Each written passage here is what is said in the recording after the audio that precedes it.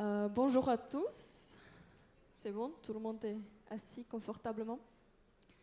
Alors, je m'appelle Katarina Vicheva, je travaille chez SNCF Digital dans la Fab Open Innovation. Et avec mes collègues, on va vous présenter aujourd'hui les initiatives d'Open Innovation au sein de SNCF Group. Alors, déjà, c'est quoi le but d'Open Innovation pour SNCF? En fait, c'est de créer la passerelle entre des projets digitaux prioritaires et un écosystème de start-up qui est capable aujourd'hui de développer des nouveaux business models avec des nouvelles technologies et du coup de nous aider à aller vers l'attente de nos clients, de nos collaborateurs, mais aussi de nos métiers opérationnels. Et ça, ce sont les trois parties prenantes qui constituent aujourd'hui nos trois piliers thématiques sur lesquels nous nous concentrons pour la transformation digitale de SNCF. Donc dans le pilier client, ça va être la nouvelle mobilité, l'expérience client, mais aussi les flux de voyageurs. Pour les collaborateurs, ça signifie une modernisation de RH et de management, mais aussi une thématique innovante telle que agent connecté. Et dans les opérations, nous nous concentrons beaucoup sur la maintenance prédictive, la sécurité, mais aussi le smart building. Alors pourquoi est-ce que les startups ont envie de travailler avec la SNCF? Déjà, SNCF, ce n'est pas seulement le transport de personnes, mais aussi du fret. C'est aussi le deuxième parc immobilier le plus grand de Paris. C'est une société de logistique et c'est une société présente dans 120 pays avec 250 000 collaborateurs. Tout cela représente donc un terrain de jeu énorme qu'on offre aux startups pour venir exploiter avec nous. Deuxièmement, parce que nous travaillons sur des cas d'usage précis qui viennent des métiers. Donc la Fab Open Innovation accompagne aujourd'hui des projets digitaux, accompagne les chefs de projet dans la veille technologique, dans la veille des tendances, dans le cadrage du besoin et aussi dans le choix d'une solution convenable avec ou sans une start-up. Et troisièmement, nous mettons en place des ressources disponibles pour des chefs de projet qui souhaitent aujourd'hui collaborer avec une start-up, notamment des outils qui permettent vraiment de fluidifier et pérenniser ces relations, tels que des rapports de notation avec la société Early Metrics et notamment un contrat d'expérimentation qui est simplifié et lisible, qui permet vraiment de lancer des POC le plus facilement possible. Chez SNCF, nous avons aussi un écosystème de partenaires en France et à l'international. Nous travaillons par exemple avec le Numa Scale-Up de Station F. Nous sommes partenaires de Viva Technology. Nous avons un partenariat avec la Deutsche Bahn, donc les chemins de fer allemands. Et nous sommes aussi dans le programme de mentoring de Raise. Donc tout cet écosystème, on le met à la disposition à la fois des chefs de projet et de nos startups partenaires. Nous avons un fonds d'investissement qui s'appelle SNCF Digital Ventures, qui est doté de 30 millions d'euros et qui a aujourd'hui investi dans une dizaine de startups. Et nous opérons aussi une plateforme Open Data qui propose notamment une API avec des horaires en temps réel et planifiés de nos trains. Et troisièmement, il y a des programmes startups dédiés au sein de SNCF qui vont vous être présentés aujourd'hui. Chez SNCF Réseau, nous avons un programme spécialisé sur l'industriel. Chez Oui SNCF, ça sera sur l'expérience client et le marketing digital. Et chez SNCF Développement, ça sera le soutien des très jeunes entreprises et le soutien de développement des emplois. Alors, je laisse la parole à mes collègues pour vous en dire plus. Si vous voulez nous contacter, il y a un email très simple, startup@sncf.fr. Merci Katharina et bonjour à tous. Moi je m'appelle Jessie Cassi, je m'occupe de l'API SNCF. Et si le slide ne bouge pas, c'est mieux. Et je vais vous en parler un peu aujourd'hui. Donc déjà, je vais remettre un peu en contexte. Une API, qu'est-ce que c'est? C'est un moyen de communiquer avec des données, avec une base de données par exemple. C'est un moyen de créer un flux entre une source de data et une application ou un logiciel. Donc l'API SNCF, elle met à disposition l'offre de trains SNCF, c'est-à-dire toutes les données que vous allez avoir de tous les trains qui circulent en France. Il y a trois grands types d'informations qui sont remontées dans cette API, qui sont le calcul d'itinéraire, les arrêts en gare et les horaires de train. Donc il y a deux types d'horaires. Il y a les horaires en temps réel, ainsi que des horaires en temps planifié. Donc ça, c'est une démarche qui a été lancée dans le cadre de la politique d'open data de SNCF et qui fait ses preuves aujourd'hui. Elle fait ses preuves pourquoi? Parce que nous, tous les mois, on va rencontrer des startups, des acteurs au sein de SNCF qui vont nous dire bah voilà ce qu'on a réussi à faire avec vos données. On est toujours assez surpris de la réinterprétation des données qui a pu être faite avec SNCF. Et nous, notre rôle, ça va être de fournir un accompagnement à ces acteurs-là qui veulent innover avec nous, avec nos données, un accompagnement en fournissant un support technique ainsi qu'une visibilité à l'interne comme à l'externe de la réutilisation de ces données-là. Donc, je vais vous donner quelques exemples rapidement d'entreprises, de start-up assez connues qui utilisent pleinement nos données. Donc, il y a par exemple Trendline qui utilise nos données pour communiquer les retards dans son offre de train, dans son application.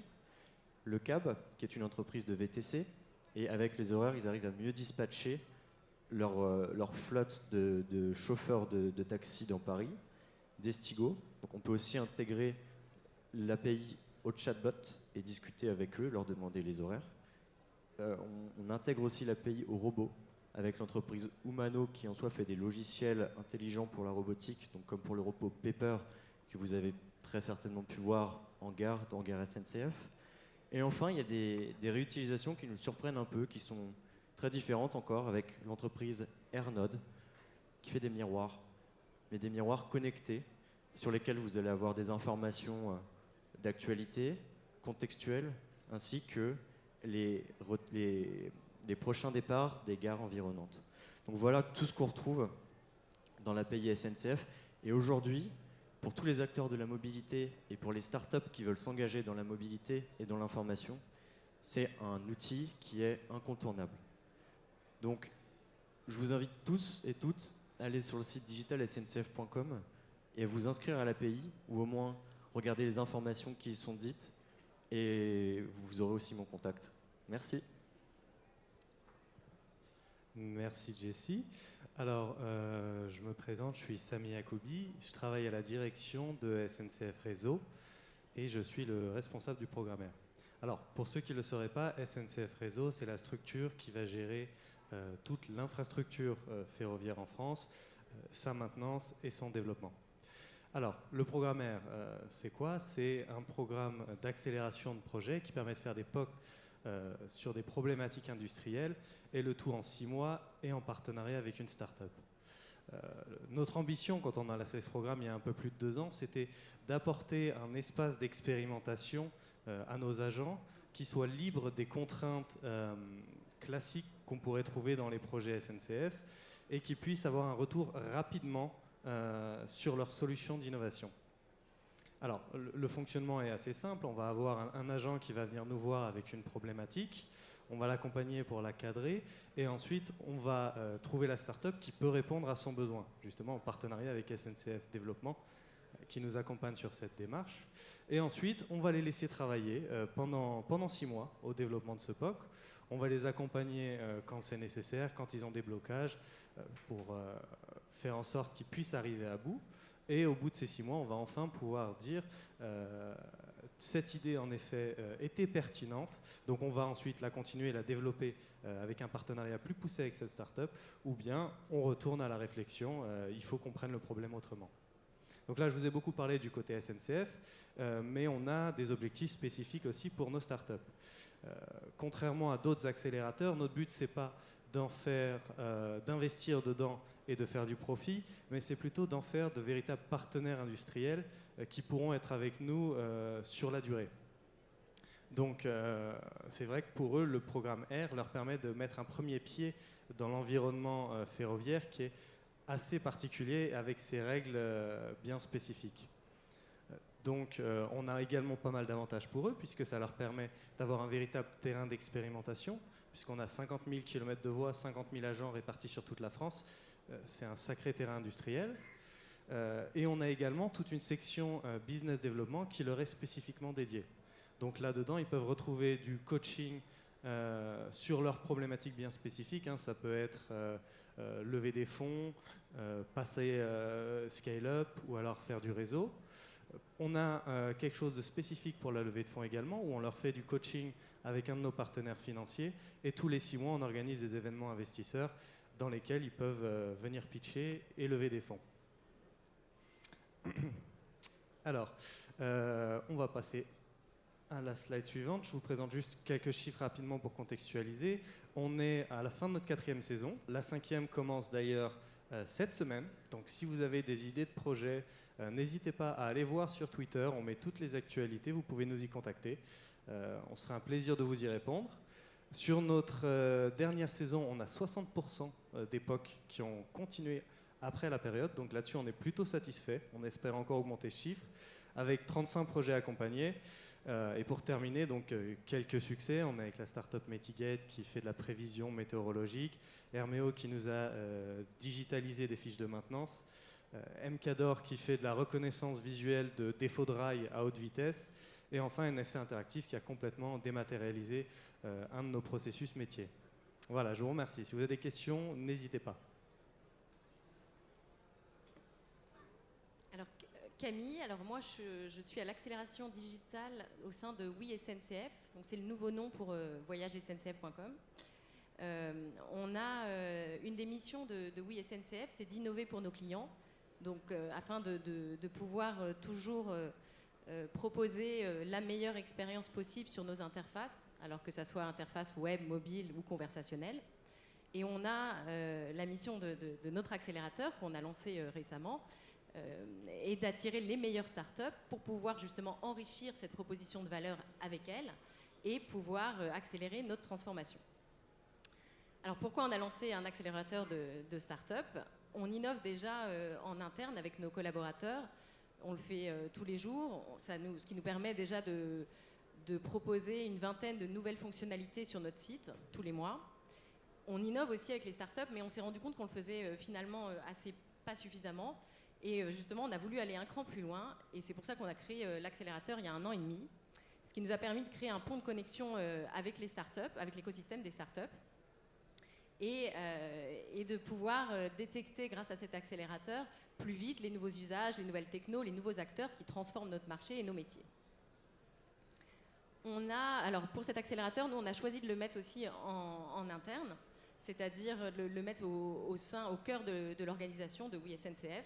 Ça va être nos collaborateurs qui vont donner leur temps, qui vont accompagner les startups, qui vont partager leur expertise. Ils vont le faire chez nous au sein d'un espace dédié, donc au sein de nos locaux. Et ces échanges et ces interactions vont justement aussi nous permettre, nous, de lancer une nouvelle démarche d'innovation, une démarche d'ouverture sur l'extérieur. Alors, si je vous présente rapidement l'offre pour les startups, qu'est-ce qu'on apporte aux startups? Donc, c'est un accompagnement très opérationnel sur leur offre et leurs produits et qui est personnalisé donc, en fonction des besoins justement des startups. On a une première brique de l'offre qui est, je vous en parlais rapidement, qui est le partage de nos compétences, de notre expertise digitale. Donc, ça va être partage de notre expertise marketing, communication, technologie, produits. Et alors par exemple, si je vous donne un exemple, si on a une start-up qui a un besoin d'améliorer le référencement naturel de son site, on va solliciter chez nous une expertise SEO. Et un expert SEO va passer du temps avec la start-up, faire l'audit de son site et lui faire justement des recommandations très précises, personnalisées pour la start-up. On peut avoir par exemple une start-up qui peut avoir besoin de retravailler son parcours client. Et là, idem, on va chercher donc la bonne compétence en interne, donc un UX qui va passer du temps avec la start-up, retravailler avec elle son parcours client. On a ensuite une deuxième brique de notre offre qui est aussi une expérimentation. On met en place des expérimentations avec les startups. Le but est pour elles de pouvoir, et pour nous de pouvoir tester des choses ensemble, de donner à la start-up des retours aussi clients.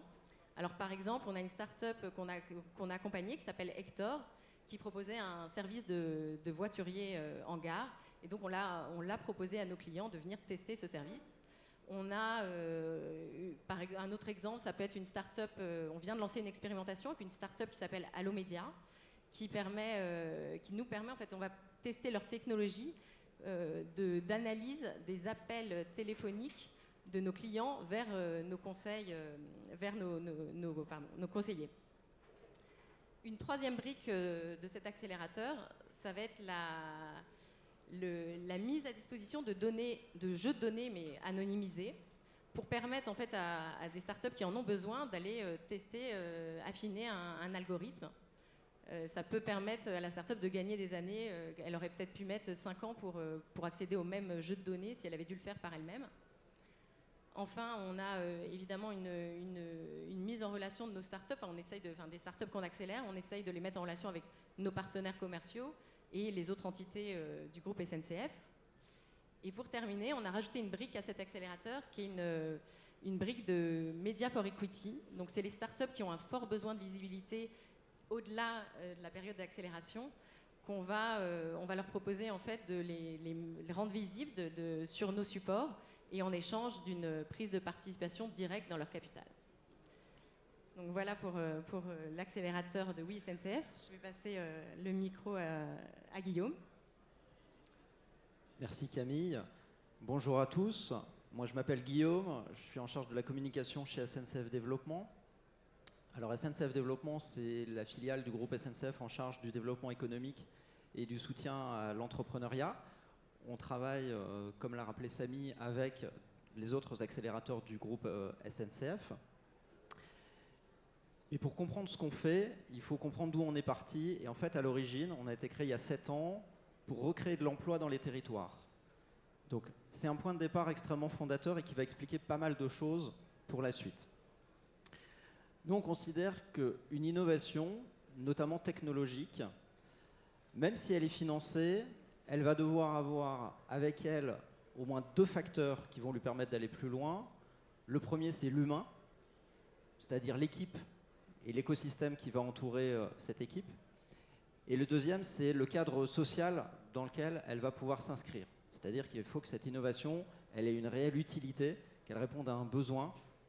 Et vous pouvez regarder dans l'histoire ce qui a marché et ce qui n'a pas marché. Ce n'est pas forcément un sujet de technique, c'est surtout un sujet d'adéquation avec les besoins du moment. Alors du coup, ça nous place dans une position assez spécifique. On est un peu une sorte de radar, on est en veille sur beaucoup de sujets qui vont intéresser le groupe de manière directe, c'est-à-dire au sein des métiers, ou de manière indirecte. Donc aujourd'hui, on travaille avec une communauté qu'on appelle une communauté de jeunes pousses, qui sont des startups. Il y en a d'ailleurs dans la salle. Elles sont un peu plus de 200 aujourd'hui, depuis 3 ans qu'on a créé notre programme d'accompagnement. Vous voyez quelques noms, certains vous sont sans doute familiers. Ils n'ont pas forcément de lien direct avec la mobilité. On va parler de Simplon qui fait du code. On va parler de Tiller qui est une solution de caisse enregistreuse connectée, de Cheers qui fait des bornes photos, de Phoenix qui fait du réemploi de produits alimentaires, ou Bebound qui là pour le coup est un peu plus dans la cible technologique puisqu'il travaille sur la connectivité sans réseau fixe.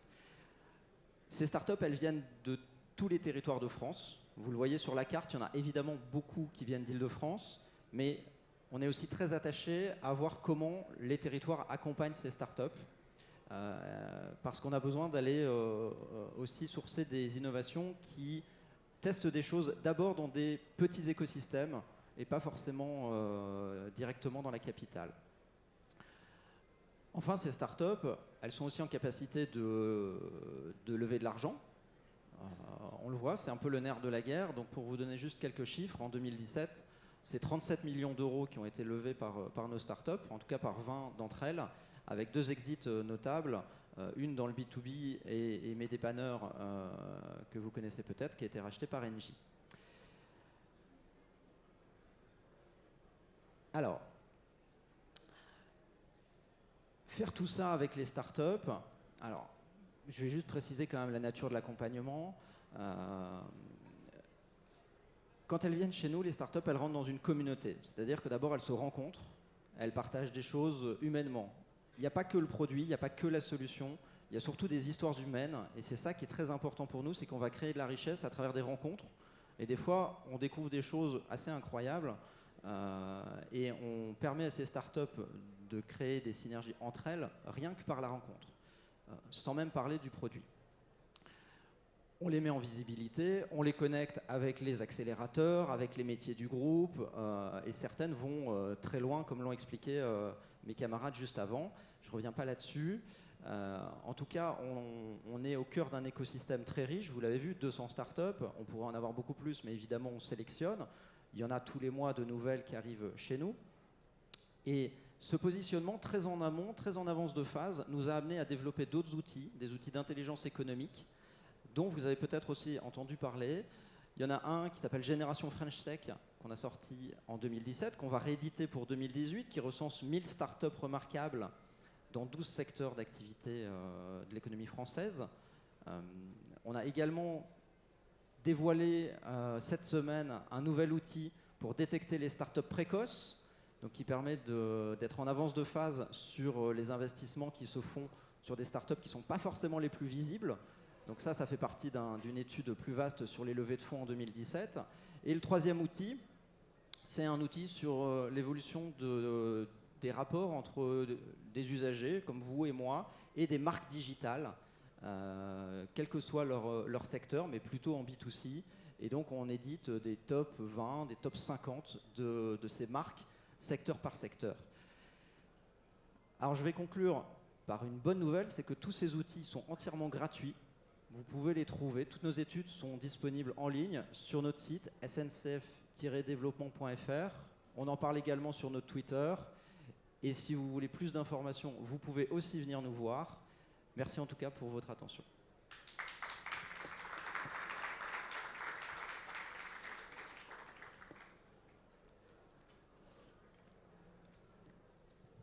On a le temps pour 3 questions, s'il y en a. Sinon, c'est qu'on était très clair.